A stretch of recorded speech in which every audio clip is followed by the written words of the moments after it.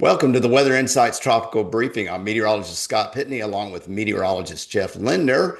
And we are working our way into Labor Day weekend, and the tropics are fairly quiet right now. We are looking at a new wave coming off the African coast.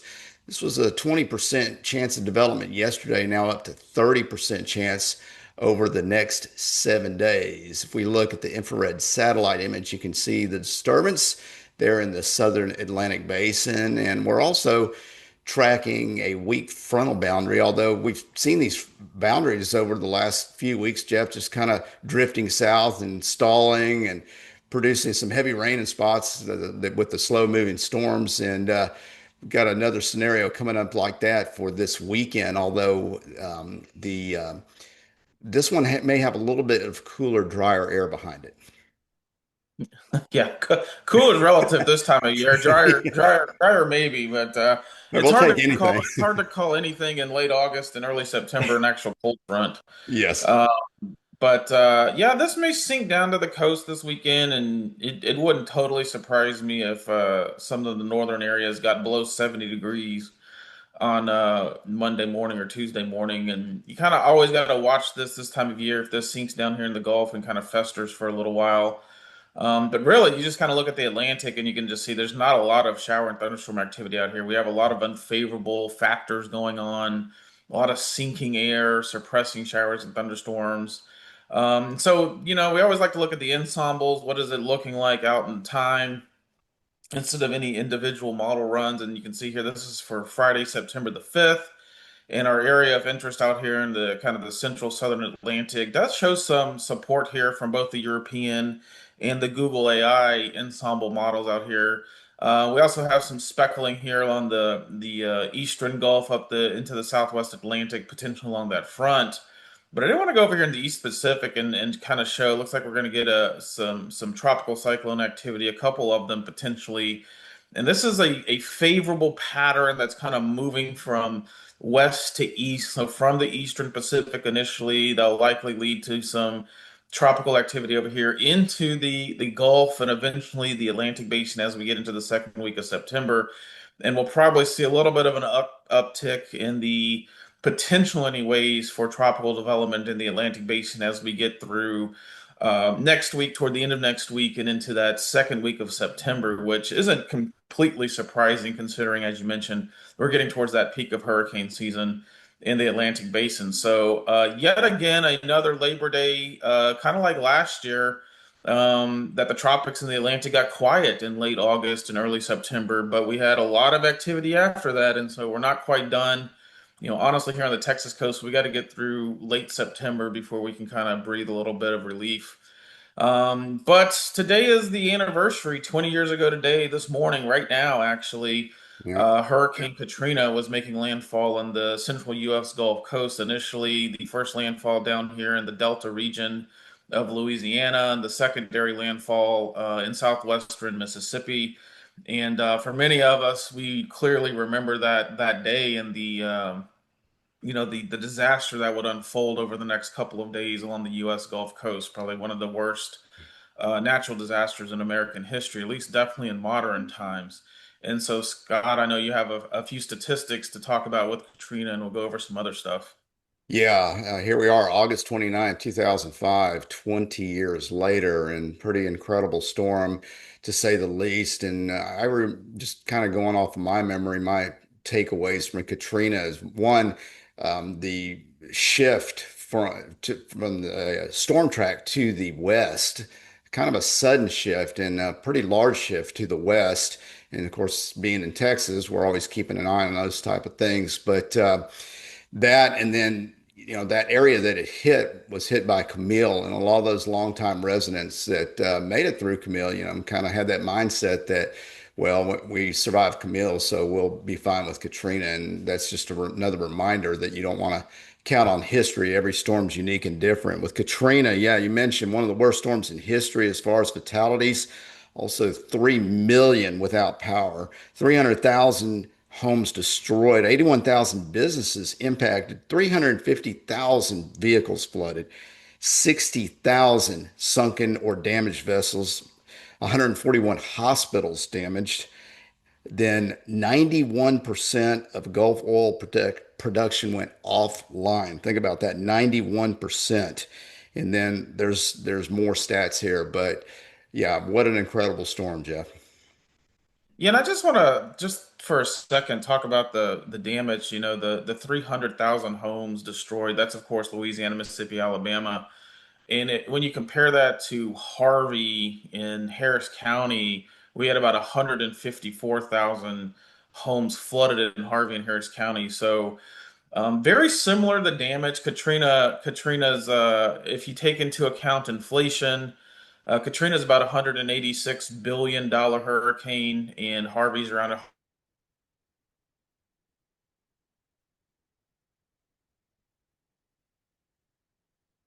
to such a devastating record storm majority caused by the storm surge because Katrina weakened as it came speed went from 175 out over the Gulf of Mexico down to 125 miles an hour at landfall. So the winds came down, but the storm surge 27, 28 feet on the Mississippi coast around Bay St. Louis, past Christiane, 10 to 15 feet around the New Orleans area. So how did we get such a big storm surge? And this graphic you have here. This is what we call the wind swath, or how far out the winds extend from the center of the hurricane. And everything you see here in red is sustained hurricane force winds. That's 75 miles an hour or greater.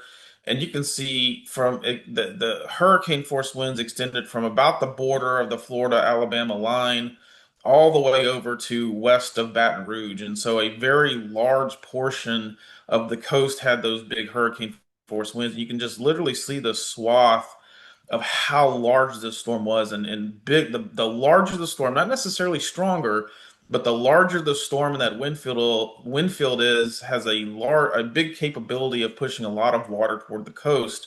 Not only that, this part of the Gulf Coast is about the most vulnerable area along the entire U.S. coast for storm surge. And you can kind of see here, you have the Mississippi coast to the north, you have the Louisiana coast that kind of comes down and juts out to the west. And so it creates this, what we call a concave shape, like a backward C. And a hurricane coming up from the south, the north winds, the west winds on the north side of the circulation just pile this water, storm surge water, against this portion of the coast. And that resulted in this really big storm surge record. Camille was about 24 feet at the exact same location, Bay St. Louis, past Christiane, Waveland. And Katrina was about 28 feet. So 4 to 5 feet higher on the storm surge with Katrina versus Camille in '69. And a lot of people don't remember this, but there was actually another hurricane, a Category 3 hurricane, that had a different track that came in a little bit south of New Orleans back in 1965, Hurricane Betsy. Yeah. And it flooded a lot of St. Bernard Parish and the eastern portions of New Orleans. And that was the hurricane that started the more progressive levee protection in and around southeast Louisiana. And so most of Camille did not produce a significant storm surge in the city of New Orleans or southeast. It was a very small hurricane versus Betsy and Katrina.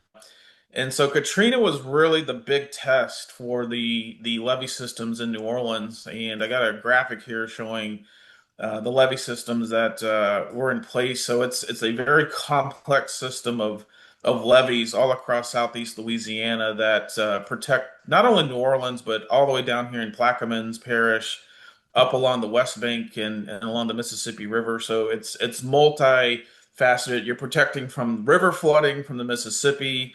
You're also protecting from storm surge flooding coming in from the Gulf and the lakes here. And so you have Lake Pontchartrain to the north.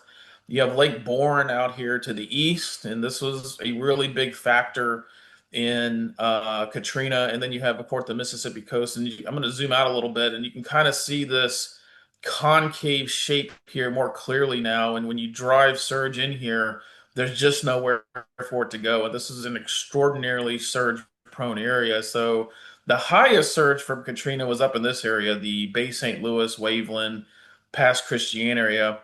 In New Orleans and southeast Louisiana was what we call on the west side of the center. So not the big surge over there, not the strongest winds. unfortunately, it was enough to cause the issues. And couple interesting things. You can see these red lines here. These are canals that run from Lake Pontchartrain to the north, down south inside the city of New Orleans. So there's three here, and then the industrial canal over here on the east side. And each one of these canals are that that run into the city. They're there with pump stations that pump water from the city, again below sea level, pump it into these canals, and these canals take that water on a normal day and push it out into Lake Pontchartrain. In this particular instance, these canals weren't really over top. There might have been a little bit of wave action overtopping on these, but these canals are built with these concrete flood walls that are 10 to 15 feet high. And in a lot of sections of this, we had the breaching of these flood walls inside the city down on these canals, because of they weren't necessarily built correctly. We go back and look at some of the survey teams, and the type of material they were built on was extraordinarily soft, and so it did not take a lot of pressure to kind of push these walls over, and that's where we got some of the failures inside the city here. And then the second really interesting area is what we call Mr. Go. This is what is known as the Mississippi River Gulf Outlet. And what that is shipping interests can come up here through the Mississippi River, and they can get on this Mississippi Gulf River outlet and go out to Lake Bourne and then out to the Gulf a lot quicker than going down the entire Mississippi River down through Plaquemines Parish. And so this was constructed, but unbeknownst at the time, and just based on the track of Katrina, this actually acted like a funnel during Katrina. And you can see the red lines here, the levee protection. And you can see if you just kind of look at this opens up as a funnel to the east, and all that storm surge and wind pushing in from the east Mm, funneled that surge up this mm, outlet. And where it met the industrial canal here, we had multiple breaches and failures at that point, and that was just a design, and really the track of Katrina that resulted in that. But huge failures. One of the first breaches was over here on the industrial canal. And so what has been done in the last 20 years? There's been a lot of work done on the levee protection system. We now have the Mississippi Gulf River outlet completely sealed off from storm surge. So there's one of the largest storm surge barriers in the world now is at Lake Bourne, which completely seals off this entire area from getting surge coming in from the east. All of the levees, I think 150 miles or so of these levees have been raised and strengthened. $15 billion put into this, upgrading of the pump stations. Each one of these canals that drains down into the city of New Orleans now has a gate that seals them off from the lake. So Lake Pontchartrain water can't get back down these canals and put a lot of pressure on these flood walls down here. And so there's been a lot of work done on this. The fight in this part of the world is a lot of land subsidence. This area is built on some really silty, porous soil. It's the Mississippi River Delta. So this is all river deposits down here, and over time that land sinks. And so you build a certain levee or a flood wall to a certain height or standard, and over time the land reduces, and your protection decreases over time. And so this is a an ongoing always battle down in this area of land subsidence, loss of marsh, and all that type of stuff. And then of course the storm surge that can happen. And interestingly enough, Hurricane Ida back in 2021 was probably the first big test after Katrina. Ida came in down here in this area of Louisiana, kind of southwestern New Orleans around Grand Isle, but that pushed a pretty good storm surge up against this federal protection system. We were over there. I was over there taking some of the high water marks around it, and the federal protection, the big flood walls and levees, did a really good job in Hurricane Ida of holding back that storm surge. But it's one of those things that you always have to continue to maintain that system, make sure everything's working, your pump systems are working, your backups generators are working, your flood doors are closed. All that stuff always has to be tested and taken care of over here in Southeast Louisiana and that area. And unfortunately, Scott, you and I both know this. One day, a storm similar to Katrina or a slightly different path will happen again, and it'll test this area. and these levees and flood walls over here. But on the 20th anniversary, just a horrific hurricane event. And then I'm sure we'll talk about this in a few weeks. But 6 weeks later, Rita came Yeah. through the Gulf of Mexico when New Orleans was still attempting to dewater. It took 43 days to get the seawater out of the city of New Orleans, and Rita came through right about the time they had almost started to reach the end of that dewatering cycle. Yeah, it's an incredible storm, and unfortunately, like you said, Jeff, that area is so prone to hurricanes. And the other thing too, it has a very flat ocean shelf too. I've been to Bay St. Louis, and I see some of the people, that are waiting out there, and they're in thigh deep water, pretty far out in the water, and so that exasperates that storm surge condition. And I don't know how you can prevent that. You can build all the levees you want and everything, but that shelf and just the whole area with all the small tributaries and everything, depending on the angle of the storm, the size of the storm, and all that, it can get pretty ugly over there, as we've seen with a few storms over the years. Jeff, great stuff. Thank you very much. I want to remind everybody to follow us on our YouTube page, Weather Insights YouTube page, for weekly tropical updates or as necessary. And then we also have our web page and social media pages. You can follow us on there for daily forecasts. Thank you, everyone, for joining us. Jeff, thank you very much. Have a great Labor Day weekend.